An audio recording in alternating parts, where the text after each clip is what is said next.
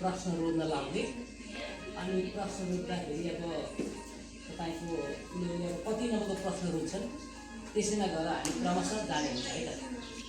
अब यसलाई म स्लाइड गर्छु। अब यसरी ब्याचको राख्ने है।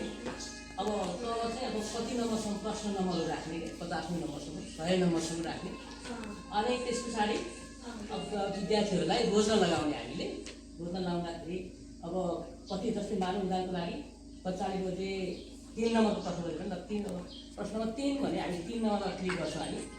अनि प्रश्न आयो हाल नेपालमा कतिवटा जिल्ला छन् मानौँ होइन त्यसरी अब प्रश्न गर्यो अनि बच्चाहरूले चाहिँ 72वटा भने कुनै समूहले 72 भन्यो भने 72 गर्दाखेरि गलत जवाफ भन्ने आयो होइन। गलत जवाफ भएपछि त्यो फेरि रातो भयो किनभने रातो सङ्केत नराम्रो सङ्केत दियो रातो होइन।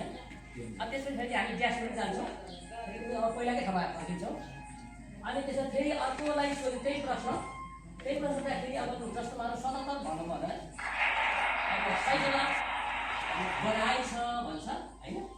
त्यो चाहिँ बधाई भने त्यो मिलेको भयो फेरि हामी फर्केर ड्यास पनि जान्छौँ।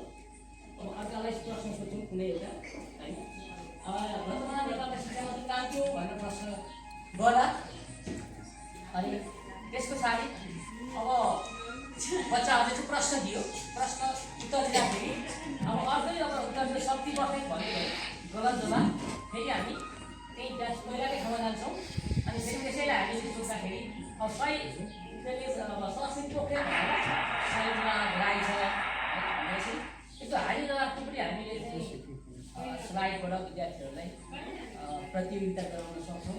प्रश्नहरू एउटा बनाउने अनि बनाएर त्यसलाई चाहिँ हाइपरलिङ्क जोड्दै लाने कुराहरू छ अनि यसरी त्यो पनि हामी स्लाइडबाट बनाएर लान सक्छौँ भन्ने कुरा चाहिँ मैले तपाईँहरूलाई देखाएँ यो है त यो किन मात्र अब देखाउने भन्ने कुरा चाहिँ किन यहाँ भएन भन्ने आएको छु।